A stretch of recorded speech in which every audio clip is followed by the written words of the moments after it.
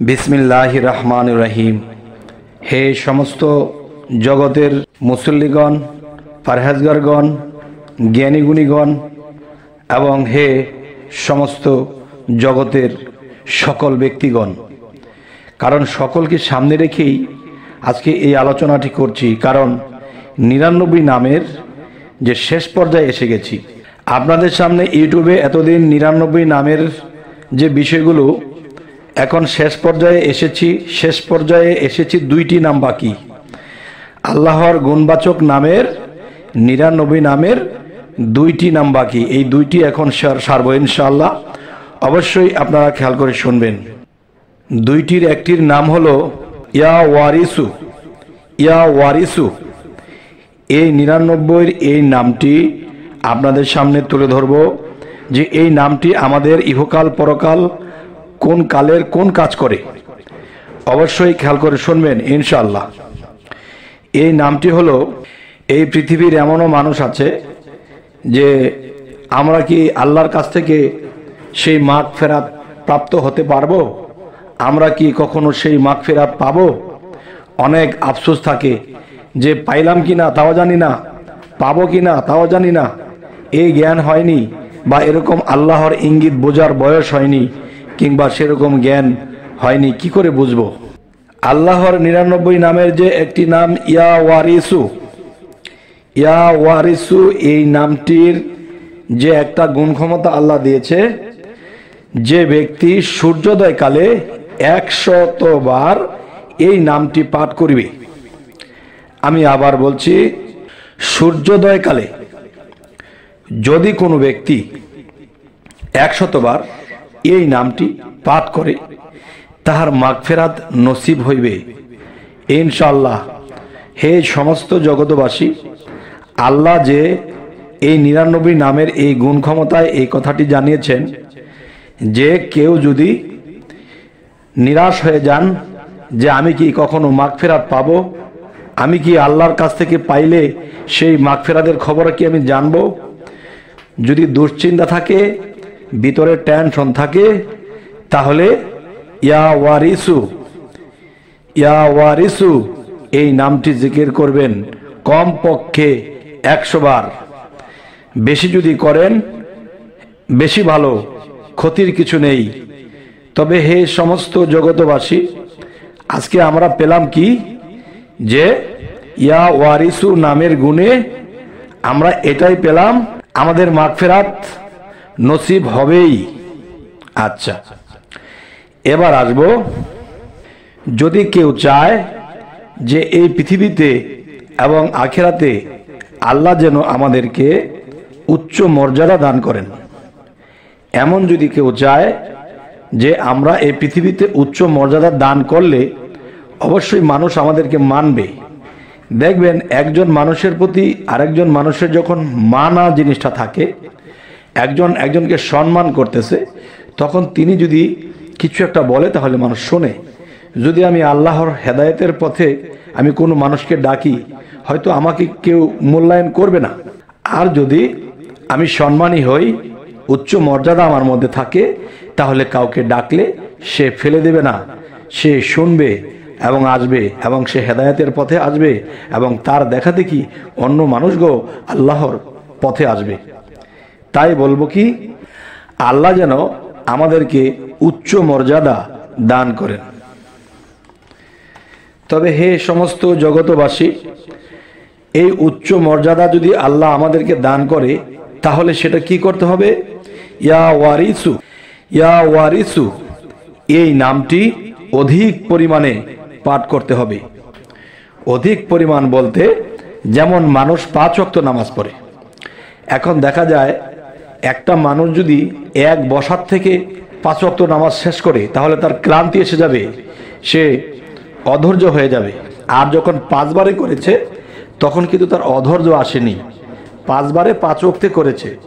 ঠিক যে আমরা এরকম একটা ওক্ত নির্ধারণ করে নেব যে সকালে ঘুম থেকে ওঠার পরে অজু করে আমরা এই নামের জিকির করব কমপক্ষে 20 থেকে 25 মিনিট।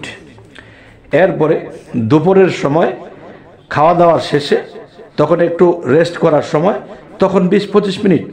এরপরে রাতে যখন এশারের সময় পার হবে এরপরে আবার 20-25 মিনিট এরকমভাবে যদি কেউ ইয়া ওয়ারিসু এই নামটি জিকির করে তাহলে আল্লাহ কি বলেছে, আমি তাকে উচ্চ মর্যাদা দান করব। যেমন উচ্চ মর্যাদা কাদেরকে দান করেছে? নবী, রাসূল, পয়গম্বরদেরকে, বেলায়েতের অলি আউলিয়াদেরকে আল্লাহ দান করেছেন। তাহলে আজকের কথা হলো কি, উচ্চ মর্যাদা অবশ্যই দরকার। আমি যদি উচ্চ মর্যাদা পাই তাহলে আমি নিম্ন শ্রেণীর মানুষদেরকে টেনে টেনে আনতে পারবো। তাই তো আল্লাহ এই পৃথিবীতে নবী রাসূলদেরকে প্রেরণ করেছেন, কারণ তাদেরকে আল্লাহ উচ্চ মর্যাদা দিয়েছেন। যদি তারা তাদের মতো সাধারণই থাকতো তাহলে তাদের কথা কেউ শুনতো না। তারপরেও কিন্তু অনেক মানুষ অমান্য করে চলেছে। তবে হে সমস্ত জগতবাসী, আজকের এই আলোচনাটি যে 99 নামের শেষের দিকে, কেননা আরও একটি শেষ আছে, হয়তো আপনারা পেয়ে যাবেন যে আমি কোর্স কমপ্লিট করলাম আল্লাহর 99 নামের গুণ ক্ষমতা নিয়ে এই পর্যন্ত এসেছি, অবশ্যই আপনারা দেখেছেন। তো এখন ইয়া ওয়ারিসু পর্যন্ত এসেছি, এরপরও আরও একটি নাম আছে ইয়া সাবুরু, এই নামটি নিয়ে আসছি। এই নামের কি গুণ ক্ষমতা আছে এটাও দেব।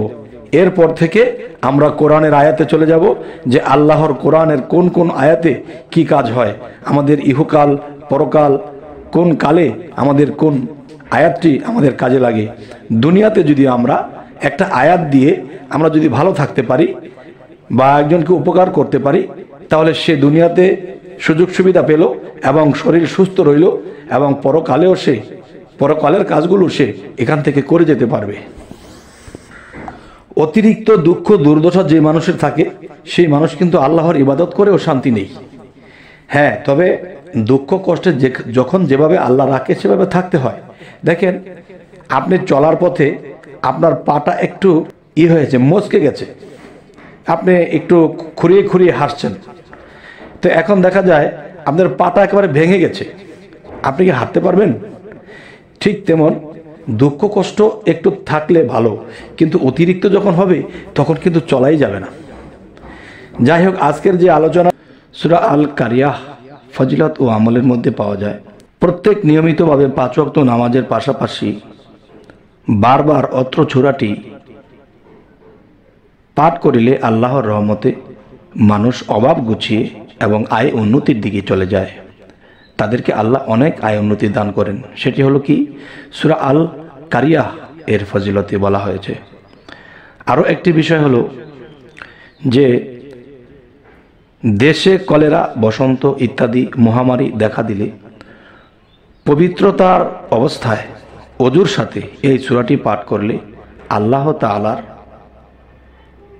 অবশ্যই সহি সালামতে আল্লাহ মানুষদেরকে রাখবেন। আচ্ছা, এখানে আরেকটা সূরার বিষয় হলো সূরা আদিয়াতের ফজিলত ও আমলের মধ্যে বলা হয়েছে এই সূরাটি অধিক মাত্রায় পাঠ করিলে আল্লাহর রহমতে অল্প পরিশ্রমে অধিক আয় উন্নতি আল্লাহ করে দেন। সম্ভব হইলে তিনি যদি নিজেকে পবিত্র রেখে চলতে পারে এবং মিথ্যা পরিহার করতে পারে তাহলে দ্রুত কাজ করবে। আচ্ছা, এবার আসব সূরা জিলজালের ফজিলত ও আমল। সূরা জিলজালার এই আমল ও ফজিলতের মধ্যে বলা হয়েছে এই সূরা সম্পর্কে হাদিসে বর্ণিত হইয়াছে যে যে ব্যক্তি ইহা পাঠ করিবে সে সম্পূর্ণ কোরআন শরীফের 4/1 সওয়াব লাভ করিবে। তিরমিজি, এই কথাটি তিরমিজিতে পাওয়া গিয়েছে। এবার আসি,